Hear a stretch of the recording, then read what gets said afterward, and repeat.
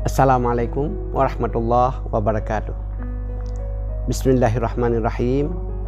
Alhamdulillahirabbil alamin wal aqibatu lil muttaqin wala udwana illa 'alal zalimin. Bapak Ibu, keluarga besar Pesantren Modern Misbahul Ulum yang berbahagia. Pada tahun 1980 baru saya kembali pendidikan dari Mesir. Saya sering ketemu dengan orang tua saya, Haji Muhammad Taib almarhum. Dia mengatakan, saya telah mendirikan satu masjid takwa di Paluh yang cukup besar, tapi tugas kamu kemudian buatlah masyarakat supaya mau masuk ke masjid. Saya khawatir satu saat nanti masjid yang besar ini tidak ada lagi orang yang melakukan ibadah ke situ. Pada waktu itu saya perhatikan wajah-wajah daripada orang-orang tua masyarakat Paluh pada waktu itu. Termasuk orang tua Pak Bantacut pada waktu itu, banyak Haji Ali. Saya terbayang pada firman Allah dalam Al-Quran menceritakan tentang Nabi Zakaria. Firman Allah yang berbunyi, Dzikru rahmati rabbika abdahu Zakaria iznada rabbahu nidaan khafiyya. Satu peringatan Allah dalam Al-Quran yang daripada Zakaria. Zakaria mengatakan, Rabbi inni wahanal 'azmu minni wasta'ala ra'su syaiba walam akum bidu'aika rabbi syaqiyya. Ya Tuhan, sudah lemah tulang belulangku, sudah beruban semua rambutku, namun istriku tidak bisa hamil-hamil. Wa mra'ati 'aqira fahabli min ladunka waliya. Berikan kepadaku seorang anak yang dapat mewarisiku dan mewarisi kakeknya Nabi Yakub. Setelah Nabi Zakaria berdoa pada Allah, dia meminta keturunan, maka Allah mengirim malaikat Jibril kepada Zakaria, dan Jibril mengatakan, wahai Zakaria, kamu orang yang sangat pandai meminta, tapi kamu tidak pandai memberi. Nabi Zakaria mengatakan, apa yang diminta oleh Allah? Jibril mengatakan, alla tukalliman nasa salasata layal. Kamu harus berpuasa, tidak boleh bicara dengan siapapun. Itulah puasa Zakaria. Berbeda dengan puasa kita, tidak boleh makan dan tak boleh minum. Tapi Zakaria menahan diri, tidak boleh bercakap dengan siapapun.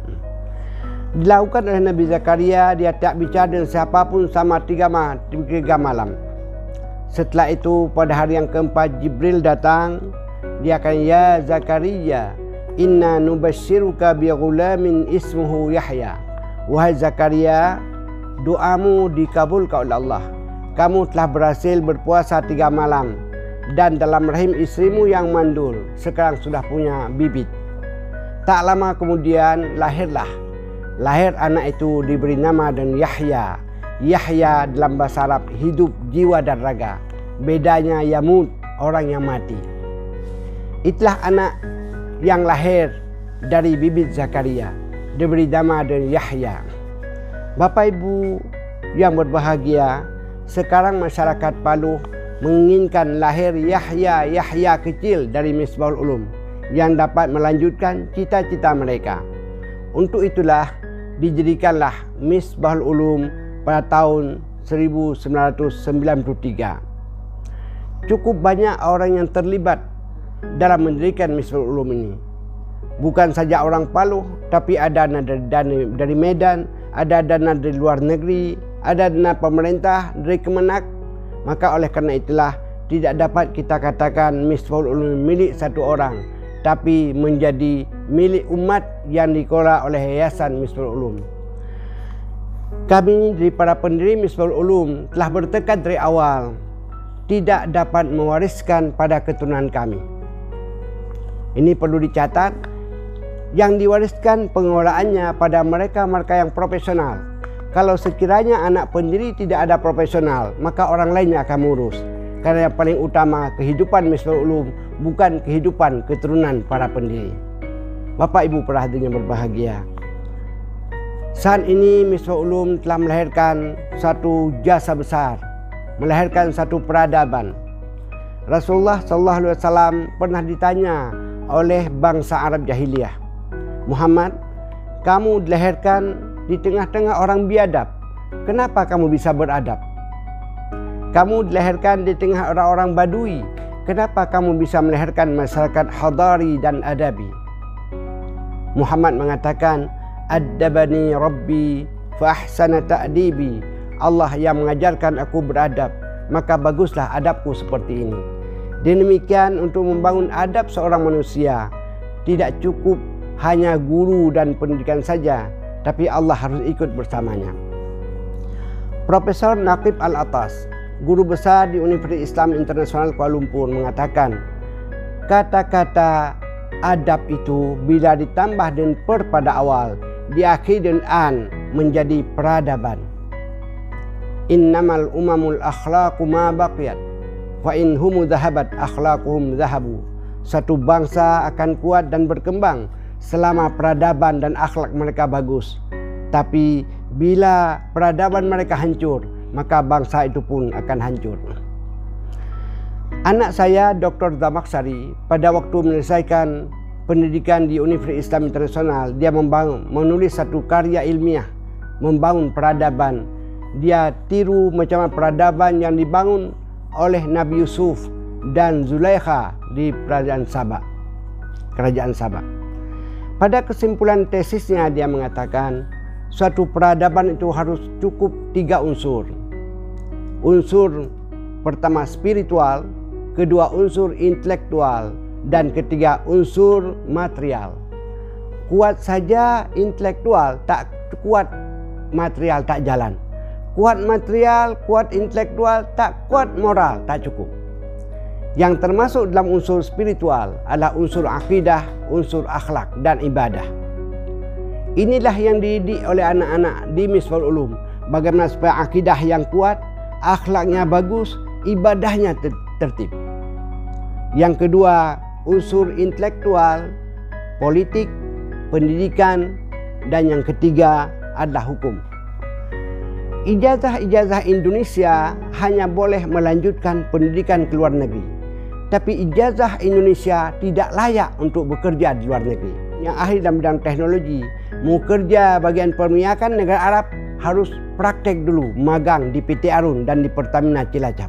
Oleh karena itulah, Misbahul Ulum lebih mengutamakan pada bahasa asing agar mereka mampu untuk bekerja di luar negeri. Kuat spiritual, kuat intelektual, tak kuat material, tak jalan. Yang termasuk unsur material pertama ekonomi, perdagangan, keuangan, perindustrian, pertanian, termasuk juga di situ ketahanan, termasuk seni. Semua itu adalah unsur-unsur yang terdapat dalam nilai-nilai material. Pada saat ini bangsa kita sudah hampir 6 juta triliun berhutang di luar negeri. Demikian bangsa kita sangat lemah dalam bidang material ini. Maka dari itu, bila anak-anak Misbahul Ulum satu saat nanti tidak tergantung bekerja sebagai pegawai di pemerintah, tapi mampu membuat usaha sendiri, mungkin dia akan dieksportir, akan membuat usaha sendiri untuk membangun peradaban minimal di daerah di mana dia berada. Majlis Guru Misbahul Ulum yang saya sayangi, pendidikan selalu berubah di satu abad ke masa abad yang lain. Dan Rasulullah pernah mengatakan, khairul qarni qarni, thumma alladhi yalawnahu, thumma alladhi yalawnahum. Sebaik-baik masa adalah masaku. Kemudian masa mengiringi masaku, iaitu masa sahabat. Kemudian masa yang mengiringi sahabat, masa tabi'in. Kemudian Nabi diam. Berarti masa kita sekarang tidak disebut oleh Nabi lagi. Namun demikian kita tak pernah berputus asa. Terus berusaha untuk membuat masa depan anak kita lebih baik daripada masa kita sekarang. Maka yang paling penting untuk Majlis Guru, saya akan sampaikan apa proyeksi pendidikan abad 21.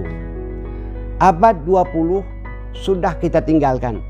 Sekarang kita masuki abad 21. Apa proyeksinya? Dari hasil penelitian para ilmuwan di dunia, ada 3 hal yang paling utama yang harus dimiliki oleh guru-guru Misbahul Ulum. Pertama, pembinaan karakter yang kuat. Yang kedua, kompetensi. Yang ketiga, literasi. Saya ulang, yang pertama karakter. Karakter dibagi dua. Ada karakter moral, ada karakter kerja. Selama ini orang melihat karakter akhlak saja. Tidak, itu karakter moral. Karakter moral itulah dia sifat-sifat Nabi, siddiq, amanah, tabligh, fatanah, yang didasarkan kepada iman dan takwa. Akan tapi lebih penting dari itu lagi, karakter kinerja, dimulai kerja keras, etos kerja yang bagus, tidak malas dan ulet, tak takut menghadapi tantangan masa depan. Dia harus diseimbangkan antara karakter moral dan karakter kinerja. Innallaha yuhibbu idza amila ahadukum amalan ayyutqinah. Allah sangat senang, kata Rasul, bagi orang yang bekerja, yang dia tekuni pekerjaan itu. Bukan banyak pekerjaannya, tapi dia tekuni pekerjaan itu. Yang kedua, kompetensi. Yang mana termasuk kompetensi itu yang dibutuhkan oleh majlis guru? Pertama, berpikir kritis. Termasuk kompetensi seorang guru, dia berpikir kritis. Yang kedua, kreatif. Ketiga, komunikatif.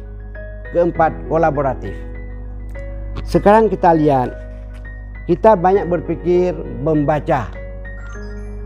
Bangsa Indonesia membacanya banyak, tapi mutu bacaan tidak ada. Kenapa? Karena yang paling suka dibaca bukan buku di pustaka, tapi justru membaca WhatsApp, WA yang banyak dibaca. Berjam-jam tahan dia baca WA, bukan saat tempat tidur, dalam WC pun dia baca WA. Tapi jarang orang bisa masuk ke pustaka berjam-jam untuk membaca. Maka dari itu perlu kita robah kebiasaan kita. Termasuk dalam kompetensi ini, pertama berpikir, kedua kreatif, tiga komunikatif, keempat kolaboratif. Dan unsur yang ketiga di proyeksi pendidikan adalah literasi. Apa arti literasi? Keterbukaan. Maka dari itu kita lihat Misbahul Ulum selalu terbuka pada masyarakat, terbuka pada wali murid. Program apa yang akan dilaksanakan? Tantangan yang dihadapi oleh Misbahul Ulum sekarang, selama ini ada tiga negara, 4 negara yang kita kirim anak-anak alumni ke luar negeri. Sekarang kesulitan masuk ke Irak, masuk ke Suriah agak sulit. Ke Qatar dipersempit, ke Mesir paling banyak. Tapi sekarang sudah banyak alumni kita melanjutkan pendidikan ke Yaman, melanjutkan ke Sudan. Suatu saat mereka itulah yang akan jadi qurrata ayunin bagi masyarakatnya. Yang pertama termasuk literasi yang saya maksudkan adalah literasi yang berkaitan dengan budaya kita, literasi yang berkaitan dengan keuangan kita, literasi yang berkaitan dengan teknologi kita, literasi berkaitan dengan bacaan kita. Inilah bacaan itu yang disebut dalam Al-Quran Iqra. Dalam bahasa akademis, beda tilawah dan qiraah. Kalau tilawah membaca yang tersurat, tapi qiraah membaca yang tersirat. Dalam bahasa ilmiah, Iqra melakukan penelitian. Misbahul Ulum satu saat harus melakukan penelitian sampai di mana sudah pengaruh Misbahul Ulum terhadap masyarakat sekitar, hasil daripada community development yang kita bangun selama ini. Para majlis guru yang berbahagia, sekarang menghadapi tantangan masa depan hanya lewat 2 ruang. Ruang pertama, ruang kelas. Ruang kedua, ruang keluarga. Maka dari itu keluarga harus meniru apa yang telah diajarkan oleh Misbahul Ulum di ruang kelasnya. Pada akhirnya, sistem pendidikan dan penilaian pendidikan masa depan berbeda dari masa ke masa. Pada masa dahulu, orang menilai murid yang pandai adalah murid yang bisa menjawab, mendekati dengan keterangan guru. Tapi masa depan tidak ada lagi soal yang demikian.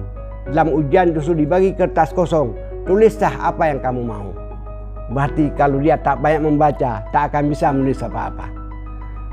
Saya berharap majlis guru yang sudah selektif di Misrul Ulum dapat membuat misi ini untuk menghadapi proyeksi pendidikan di abad 21. Selamat beribadah karena mengajar mengibadah. Selamat mengabdi. Apa yang tidak bisa diberikan oleh Misrul Ulum, pasti Allah akan memberikan kepada Anda semuanya.